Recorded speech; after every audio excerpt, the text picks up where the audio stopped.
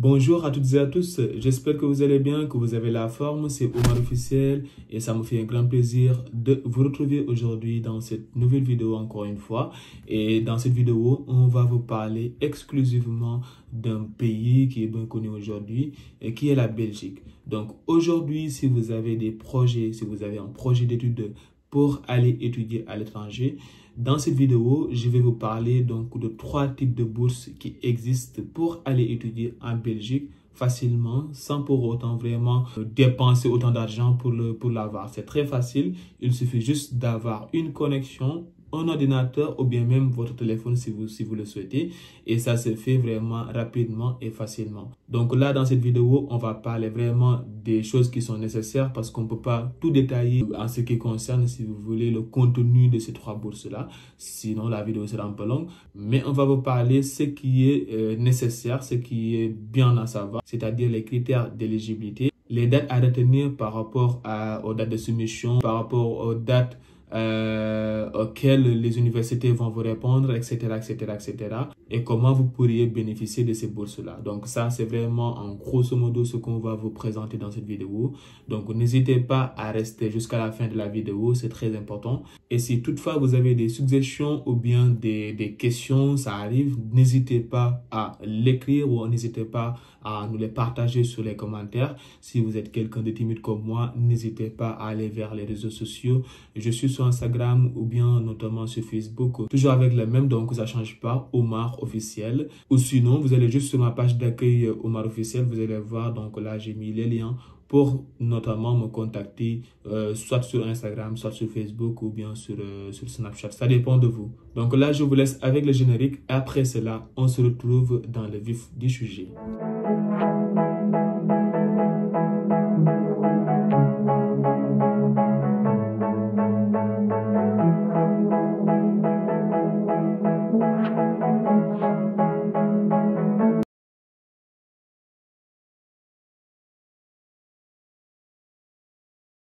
Bienvenue à bord. Comme promis, là, je vais vous présenter les 3 bourses d'études pour la Belgique. La première bourse, c'est la bourse d'études de l'ARES du gouvernement belge. Et donc, l'ARES, c'est une agence universitaire de la francophonie qui propose des bourses pour les programmes de bachelier de spécialisation, de master de spécialisation et de formation continue. Ces bourses couvrent les frais de scolarité, de voyage, d'assurance et de subsistance, comme la majeure partie des bourses en tout cas. Et les candidatures sont généralement ouvertes entre le 13 août et le 18 octobre 2024. Ça, c'est la première bourse. Donc là, au moment où je suis en train de faire la vidéo, la date de candidature est déjà passée il y a quelques mois, malheureusement. Donc, si vous êtes vraiment concerné par cette bourse-là, il faudra attendre l'année prochaine, dans cette même période sûrement, donc pour 2025. La deuxième bourse, c'est la bourse Velir IOS. Donc, c'est le fonds Velir IOS qui offre des bourses pour les programmes de master et de doctorat dans des universités belges, bien sûr.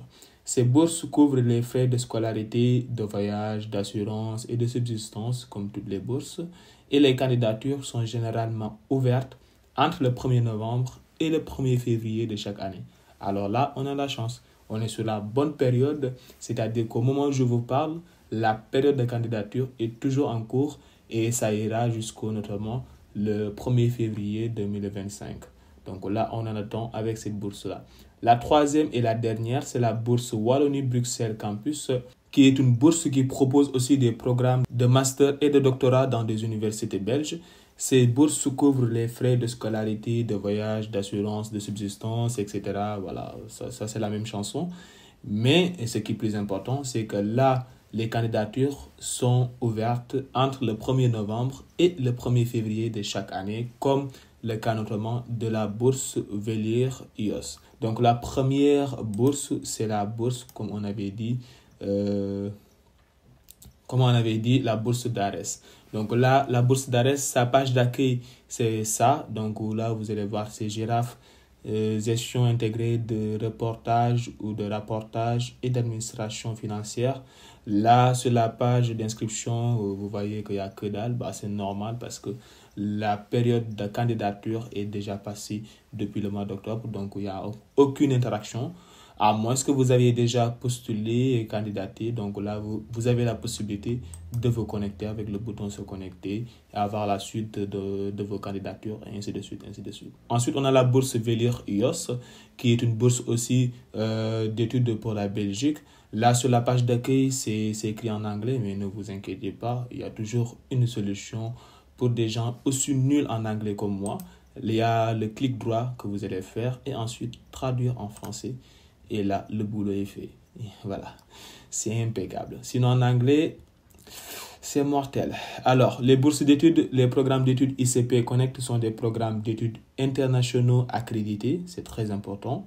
Ça veut dire que ce n'est pas des arnaques. Voilà. C'est aussi simple que ça.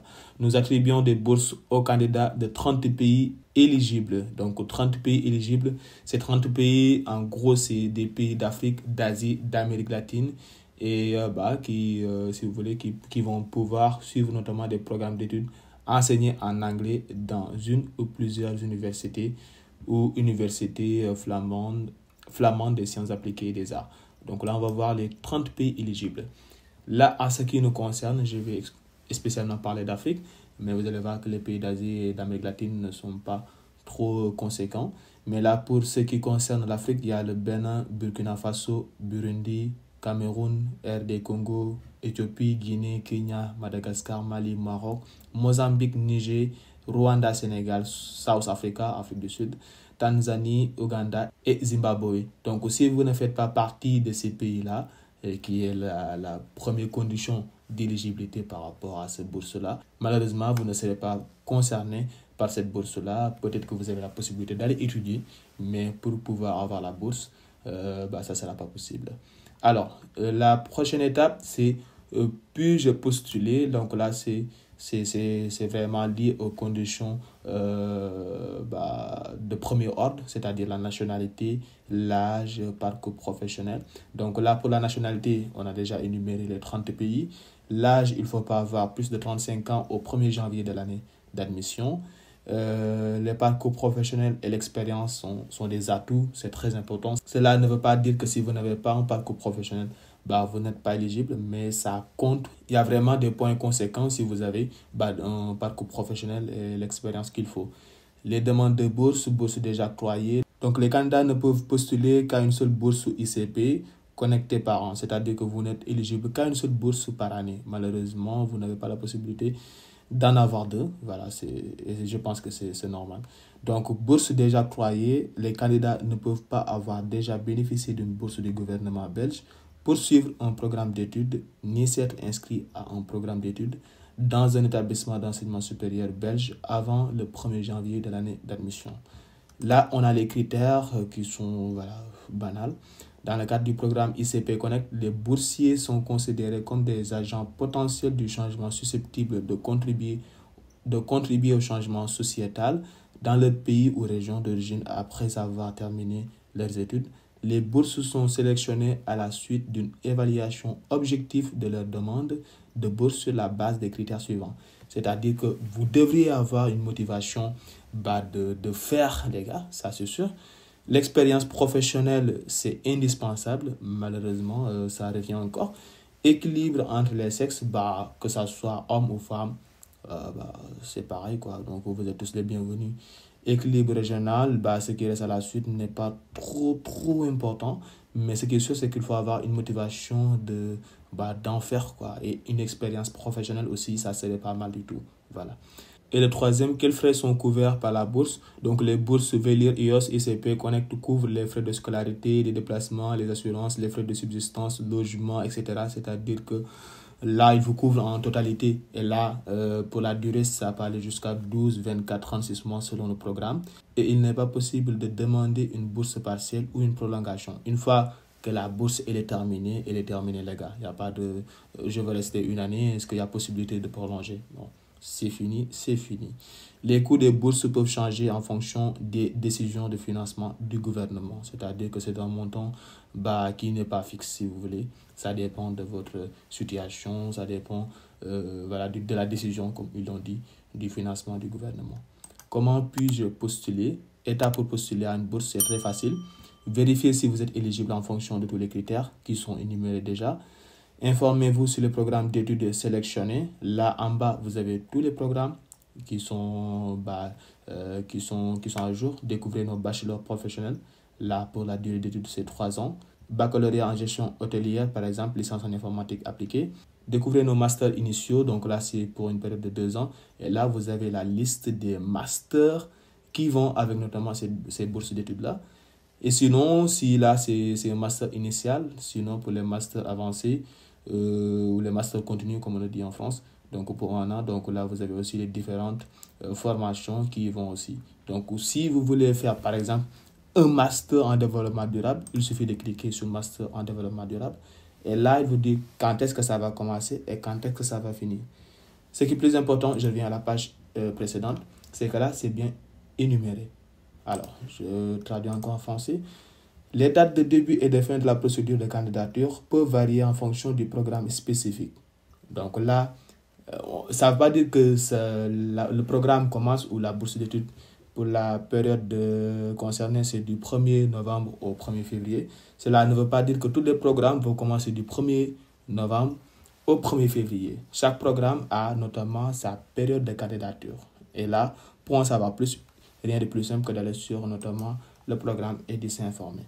Et là, pour ce programme-là, ça commence notamment le 21 octobre 2024 et ça finit le 1er février 2025. La majeure partie, c'est dans cette période, mais il y a peut-être des programmes qui n'ont pas vraiment le même timing, on va dire en grosso modo. Et là, c'est pour la rentrée, évidemment, de septembre 2025 qui va finir en septembre 2027, vu que c'est un master initial en développement durable. Et pour y postuler, rien de plus simple, on clique sur le bouton postuler maintenant. Voilà, rien de plus simple. Donc, pour traduire en français, pour mieux comprendre, traduire en français. Et puis voilà, résumé de la bourse. Là, il vous donne ce qu'il faut savoir par rapport à la bourse.